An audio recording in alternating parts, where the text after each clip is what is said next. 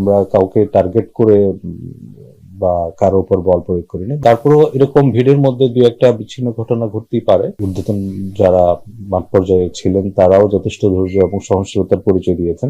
জনশৃঙ্খলা রক্ষার স্বার্থে এবং মাননীয় প্রধান উপদেষ্টার নিরাপত্তার স্বার্থে রাষ্ট্রীয় অতিথি ভবন যমুনা এবং সংলগ্ন এলাকায় যে কোনো ধরনের সভা সমাবেশ, গণজমায়েত, মিছিল, শোভাযাত্রা এবং বিক্ষোভ প্রদর্শন নিষিদ্ধ করা ছিল।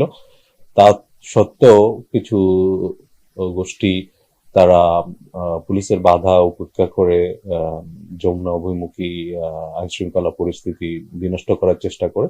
সেই প্রেক্ষিতে পুলিশ সম্পূর্ণ নিয়মতান্ত্রিকভাবে তাদেরকে নিবৃত্ত করে এবং এইটা করতে গিয়ে পুলিশের বেশ কয়েকজন সদস্য আহত হয়। আপনারা দেখেছেন গতকাল আমরা অত্যন্ত ধৈর্য এবং সহনশীলতার সাথে পরিস্থিতি মোকাবেলা করেছি এবং আশা করি যারা এই কাজগুলো করছেন তাদের শুভবুদ্ধির উদয় হবে এবং সামনে নির্বাচন উপলক্ষে যে ধৈর্য এবং সহনশীলতার পরিচয় দেবেন। একজনকে দেখা গেছে 4 জন 5 জন 10 জন 20 জন করে হামলা করেছে।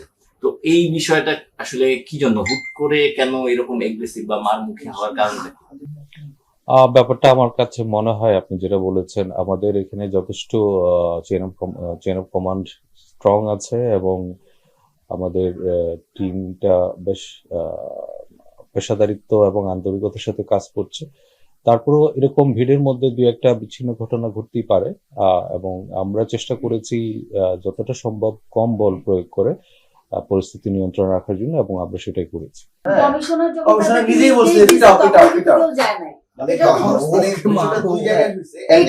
যখন কমান্ড করেছে তখন অনেকে দেখেছে যেতে চাচ্ছে না, আবার অনেক জায়গায় দেখেছে যখন মারমুখী অবস্থা আছে তখন না বলার পরও তারা নিজেদের মতো করে যাচ্ছে এবং সেই সময় আমরা দেখেছি আমরা অনেক বড় অফিসারকে দেখেছি যে পোলাপাইন মারতাছে, মানে কনস্টেবলরা বড় অফিসারের পাশাপাশি বড় অফিসাররা ভিডিও ফুটেজে দেখেছি যারা সাংবাদিক রয়েছেন, অনেক সাংবাদিক কিন্তু অভিযোগ করেছেন যে তাদের উপরও আসলে দায়িত্ব পালন করার সময় হামলার ঘটনা ঘটেছে এবং তারা সেটি নিয়ে কিছু বলে ব্রিফও করবে আপনি যেমনটি জানেন। তো আসলে সাংবাদিকদের সঙ্গে পুলিশের তো সম্পর্কটা সবসময় একটা পেশাদার সম্পর্ক থাকে। তো দায়িত্ব পালন করতে গিয়ে কালকে যে ঘটনা ঘটলো এটা কি কোনো মানে হঠাৎ করে হলো নাকি আসলে কেন? পেশাদারিত্বের সাথে কাজ করেছি এবং কোনো ধরনের চেন অফ কমান্ডের ব্যর্থ যেন না ঘটে সেটা ব্যাপারে আমরা সবসময় সচেতন থাকি। আমরা ঊর্ধ্বতন যারা মাঠ পর্যায়ে ছিলেন তারাও যথেষ্ট ধৈর্য এবং সহনশীলতার পরিচয় দিয়েছেন। এর বাইরে যদি দুই একটা বিচ্ছিন্ন ঘটনা ঘটে যায় এটা অনাকাঙ্ক্ষিত এবং অনিচ্ছাকৃত। সাংবাদিকদের বিষয়টা অনিচ্ছাকৃত।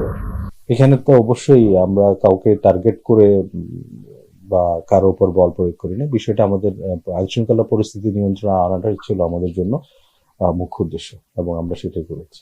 এটা খুব পরিষ্কার, আসন্ন ত্রয়োদশ জাতীয় সংসদ নির্বাচন এবং গণভোট উপলক্ষে ভোটের পূর্ববর্তী সময়ে আইন শৃঙ্খলা পরিস্থিতি সমুন্নত রাখা এবং নির্বাচনের একটা সুন্দর এবং সুষ্ঠু পরিবেশ নিশ্চিত করা, সেই লক্ষ্যে আমরা কাজ করছি।